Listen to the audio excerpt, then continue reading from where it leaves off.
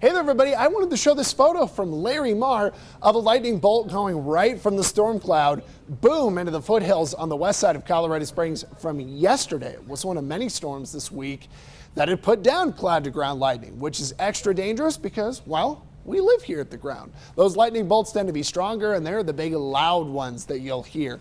So I think we're going to get more of those today. We are looking at some strong storms with isolated severe weather. I think the main things are locally heavy rain, small hail, maybe dime to nickel sized at the biggest, and then a lot of CG lightning, cloud to ground lightning. We're going to be looking at severe weather in Bent, Prowers, Baca County a little bit more likely. I think that Otero County could see severe storms, same with Crowley County, but it is a touch more likely east of there. And if we see flooding, the Junkins burn scar and the Spring Creek burn scar are the two ones to be a little bit more concerned about. The weekend rain outlook does include statewide chances of moisture, favoring areas like the Palmer Divide, Teller County, the Wet Mountains, and down around the Sangre de Cristos and the Raton Mesa.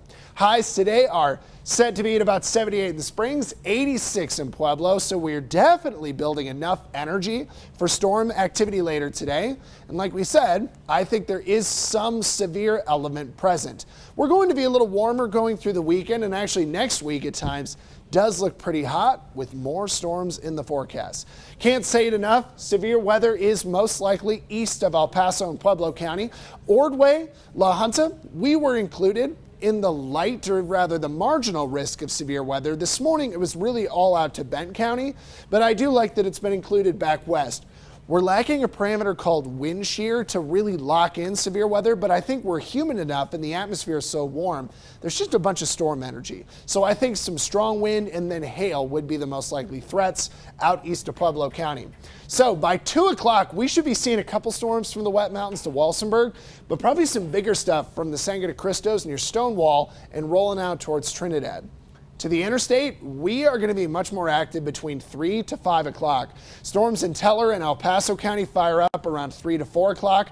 Heavy rain, lightning, some small hail a factor here. Fremont County out near Canyon City down to the Wet Mountains by 4 o'clock looks pretty. Pueblo between 4 to 6 o'clock. We're really hoping to get rain through town because it's been so long. These storms will travel east into the evening. They could stay strong to severe.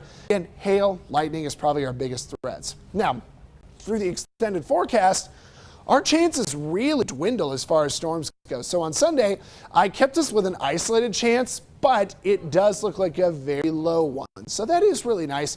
The 4th of July looks dry. We're excited about that. And you are going to see temperatures stay in the 80s through next week. Although there are articles that are saying the long-term stuff could get a little hot in Pueblo. We are going to be in the 90s through the weekend with a dry 4th of July and only against the storms next week.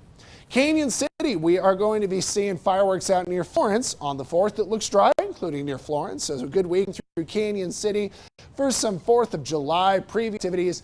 In Woodland Park on the 4th on Monday, we have a small chance of storms, but we're actually doing a drone show in Woodland Park on the 5th. Cripple Creek is still doing their show.